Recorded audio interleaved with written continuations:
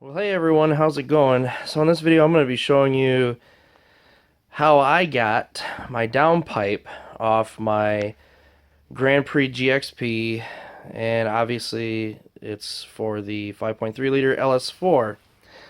You can see the downpipe here, and so obviously it's out, but it did not come out easy. 3 out of the 4 exhaust nuts came out just fine without any problems, and then of course the 4th one was rounded off. Now I had the unfortunate disadvantage that it looked like somebody else had actually tried to do this at one time. Maybe whoever owned the vehicle before was going to do a downpipe or whatever, and they kind of stopped because when I got to the nut of question, as funny as that sounds, it looked like it had already been rounded off. Also, being that I'm in Michigan, I'm exposed to lots of salt. So that didn't help either. So unfortunately, I had to cut off and drill out one of the bolts. I'll show you how I did it. And there's several ways you can deal with something like this. It's kind of personal preference based on what tools you have. You know, if you're able to borrow tools, a reciprocating saw, some really nice drill bits. I've got a set of cobalt drill bits that really made quick work of the bolt to cut the bolt out. And yeah, if you want to use an impact, you can. That is, if it doesn't look like you're going to have a problem getting the bolt off. But what I highly recommend is you get something like this, PB Blast. And the day before you do this job, in fact, 2 days, maybe 3 days, 4 days, whatever. Let's say you ordered a new downpipe. It's going to be a couple days before it gets here. Get up underneath your car and spray the 4 exhaust bolts. You got 2 that are at the front near the motor where the manifold connects to the downpipe, which is right there. Then you have 2 at the base behind the cat where the oxygen sensor is that connects to your resonator, if you have a resonator, which in my case I don't. Spray those down. Spray them down good. Spray them several times. Whatever you need to do. It will save you so much headache when you don't have to cut these off. Unfortunately, like I said, I was at a disadvantage because mine was already rounded off. I did the best that I could, but unfortunately I was unable to get the last one out without cutting it. So, let's go ahead and get started. You're probably going to need a 1/2-inch drive ratchet if you choose not to go impact. Some people would say don't go impact because you might, round off the nuts. That's kind of up to you. If you can clean the nut really good and you can get a good solid hold on it, then you should be able to impact it off. But I know people would say don't do it, so it's kind of up to you, however you want to do it. But again, the PB Blast is really going to help you. It will, trust me. And possibly you can use a torch to heat it up as well. I didn't use a torch. I ended up just cutting it off because mine was already pretty much screwed from the get-go. So, alright, and this video can also show you how to remove your oxygen sensor, or at least get to it so that you can remove it, because unfortunately you have to take the downpipe off to replace the oxygen sensor. Alright, so let's go ahead and get started. Alright, so the lower downpipe bolts, in order to get to those, you're going to have to go in underneath, obviously, the vehicle. So, what I ended up doing is I jacked the car up as far as I could get it up. I got my jack underneath here, as well as a jack stand under the subframe. So I have 2. I have not only the jack is holding it up, but the jack stand's holding it up. Anyway, if you come in through this side here, you'll notice there's your cat. Right there's the cat. And then, forward just a little bit, should be able to see the 2 nuts right there for the downpipe. There's the one on the left. Let's see if I can get this to shine in a little bit better. There's one on the left right there, and then the other one is right there on the right. Get your PB Blast or whatever else you use and go ahead and spray that. And let it sit overnight. That'd be a good idea because you don't want these to break, or loose threads or whatever. So Alright, so it's been a whole day. These two nuts here have been soaking for a while, and actually I sprayed it this morning a little bit and waited a few more hours just to make sure. So there's a couple ways you can get these off, but they can be a pain in the butt. These can easily strip, break, and whatever. Obviously they're exposed to high temperatures. So, what I'm actually going to do is probably something that most of you are going to cringe at, or maybe. But what I'm going to do, first of all, is I'm going to hit it with a hammer with an extension. And then I'm going to use my impact gun, and I'm going to break them free. Hopefully that'll do it. I guess we'll just have to find out. Half-inch drive ratchet. You should be able to get it with a couple of extensions. So hopefully these two will come right out, and yeah, we'll just have to see.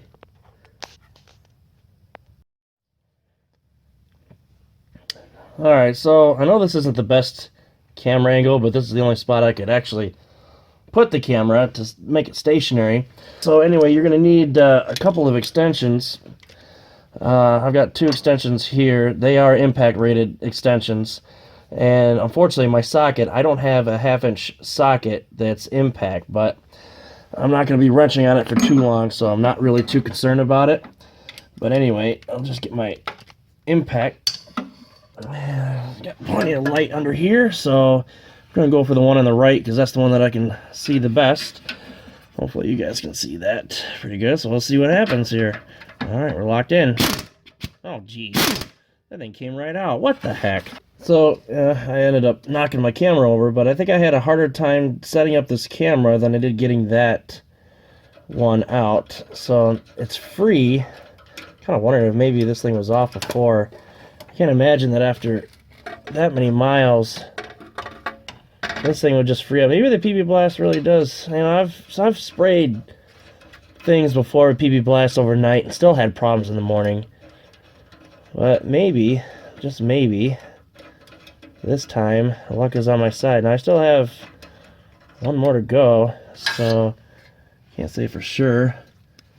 But yeah, so there it is. Worked out better than I thought it would. So I guess we'll go ahead and see if my luck continues on the next one. So this isn't the best angle, but you can see you can see the nut right there on the left. I'll go ahead and get this into position here, so you can see it right there. Go ahead and get this into position. And make sure it's locked into place. You don't want this thing to have any play at all, because that's not going to do you any good. So, and it's off. Now, keep in mind that you're... Oh, yeah. Huh. Well, that didn't exactly go like I wanted it to, but anyway, the whole thing just ended up coming right out, but that's fine. Now that those are at least both disconnected, I don't have to worry about anything else, at least for the time being. So now the downpipe is actually disconnected from the motor itself, and we can go on to the next step, which, being under my car like this, it's a little difficult to get room under here, but if you look at the back of the cab, see if I can get underneath here with this. Okay, so there's your O2 sensor, okay, and you'll notice that there is a clip or a harness right there. It's just to the right, or on the passenger side of the downpipe. That needs to be disconnected. You can see how easy it is to disconnect. There's that little clip right on the end there. Go ahead and disconnect that.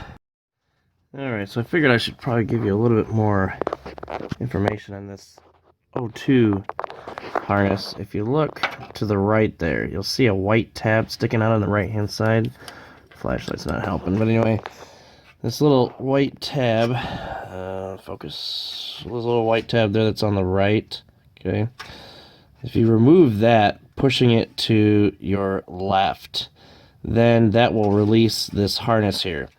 This gray portion right here, you see these two clips, that's for the wiring itself, so you don't want to disconnect that.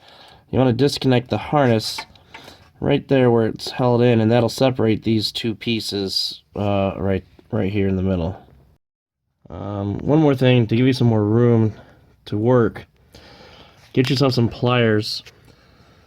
There's this little nub here. I don't know what this thing is called, but anyway, if you squeeze it on both sides here, then you can push it through. That'll free this up so that you can manipulate the harness better. Alright, so I was able to get that little white clip off, but unfortunately it broke. Here it is right here. I was having trouble maneuvering around, and when I got it at the angle that I wanted to, as soon as I started to pull on it, it snapped. So just be aware of that. I'm not sure if it's because it was just old and fragile or whatever, but I also took one of the clamps down to give me more room so I could come in through the side. But this thing should come right off. I'm going to need two hands to do this because I don't want this to be yanked on, but it should come out now. Alright, so this should give you a better look. It's disconnected. This goes to the ECM. And so this is the actual plug. And you can see where that little white piece got in there to keep this from coming out. And to keep it sealed as best as possible. So I'm going to have to get a new one of those. But you can see, if you just get a flat blade screwdriver and kind of wedge it in there like that, you should be able to get it out or separate it right here at this point. But now that this is disconnected, we can worry about this. Oh, not much room here. Alright, so now we can worry about these two right here. And I already sprayed these down with PB Blast. Once those two are out, then the whole downpipe should fall. Alright, so you can see just how beat up these rears are, okay? You might have to take a hammer. They're 1/2 inch. You might have to take a hammer, work on it for a little bit to get the socket completely set. And then just like before, I'm going to be using an impact gun and I'm going to be getting these out. I did spray them down with PB Blast again last night. So the PB Blast will actually help me to free these up. Alright, so using the same method that I used for the front, I was able to actually free these up. It actually didn't give me too much of a problem. I ended up just using a swivel with the impact, and I was able to get this off just fine. So yeah, this one came out, so now I can do the same thing for the other side. Alright, so since not everything always works the way you want it, and I actually expected some trouble with these. I actually expected more trouble with the manifold nuts than I did the actual cat nuts. You can see that I was able to get this one out just fine, and of course on the very last one, it strips out. I tried to flatten out one side to see if I could get something up there to maybe vise it out or whatever, but it's just not budging. So you've got a couple of options here, and basically what I'm going to do is, get focused, basically what I'm going to do is I'm going to cut that bolt right off using a reciprocating saw, and then I should be able to separate these two. Then after that, this flange here that's on this side of the cat, the back side of the cat. Oh, I'm having trouble reaching up in here. But the flange right there in the back, you can see where I started to drill it out. I've got a special bit. It's a metal bit. It's cobalt and titanium. When I get this cat out of the way to give me a little bit more room to work with, because the hangers are kind of in the way, but then I'll just cut that out, and then you can just use a regular exhaust bolt in place. It doesn't really matter, but you could just use a regular exhaust bolt because you just have this piece right here, and if you cut it out in the middle, then this will fall off, and then you can just use a regular exhaust bolt. You have to be creative sometimes with this kind of stuff. It's just the way that it works. So anyway, I'm going to get my reciprocating saw, and I'm going to cut this bolt on this side to try not to damage the flange if possible. Not really what I wanted to do, but it is what it is, and it has to be done in order to get this out. So I'm going to go ahead and take care of that right now. One thing I forgot to add, make sure you get your ear protection and your eye protection, Should already have your eye protection on when you're underneath here anyway, but it's going to be really loud, so you're definitely going to need ear protection.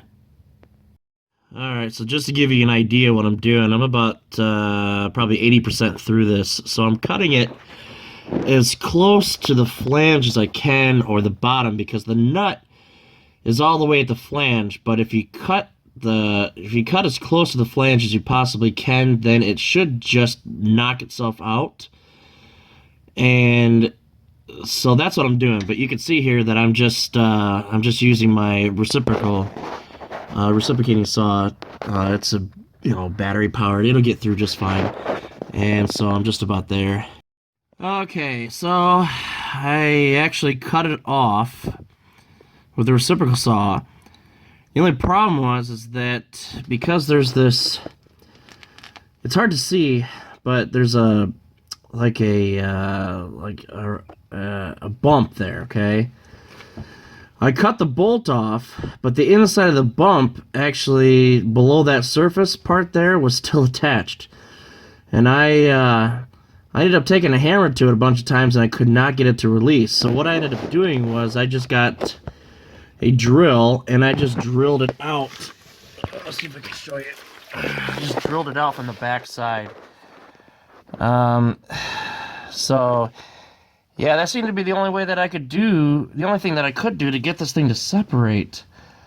The reciprocal saw definitely helped because it took off a lot of the bolt, and then I just drilled out the remaining part from the other side. Whatever trick you can use, basically, to get that off. Now, I will note, you're going to need a new gasket, and what you can do is, since I made a hole right here, so you see that I've made a hole, I can actually get a bolt, and when I put all this back together, I can get a bolt that's about the diameter of that hole, run it through, put a nut on the other side, and that'll work just as good as this stock clamp setup. The other one is just fine. That one's still intact. But this one here, it's definitely... I drilled it out so that I wouldn't damage the flange. That was the whole point. I didn't want the flange to become damaged. So, there's not much room under here. Let's see here. Get this to... So you can see that the flange was not damaged because I ended up just drilling the bolt out. So yeah, sometimes you do what you gotta do. Unfortunately, I had to work on this one for a while to finally get it to come out. I'm actually glad that it wasn't both of them and it's just this one, because the other one is still intact. So alright, now we can go ahead and pull this thing down and remove it from the vehicle. Alright, so here it is. There's the stock downpipe, and yeah, pain in the butt to get this thing off. So here's your heated oxygen sensor. So if you needed to get your O2 sensor out because it's failing, this is how you would get it out right here. Just like anything else, I recommend some PB Blast or whatever on this kind of stuff. It's just one of those things. Now, you could use a wrench, but if you're replacing the sensor, then you don't need to worry about this wiring. You can just cut it off, get a deep well socket in here, and just impact it off, because most likely this thing is going to be seized up on there. It's just the way that it is. It's been on there for 160,000 miles. So but anyway, here's the downpipe, and it's a common upgrade to get an aftermarket downpipe that flows better, maybe doesn't have a cat. This cat, with as many miles as it's got on it, I might just go with a catless downpipe, or maybe just get a catted downpipe. I'm not sure. Yeah, so there it is. And don't forget, when you put something like this back on, don't forget your gaskets. That's especially important. You can see here that actually doesn't look that bad. It looks pretty clean. So yeah, don't forget your gaskets. Super important. And yeah, so anyway, that's how you get your downpipe out. It was a pain, but that's just due to the weather that I live in.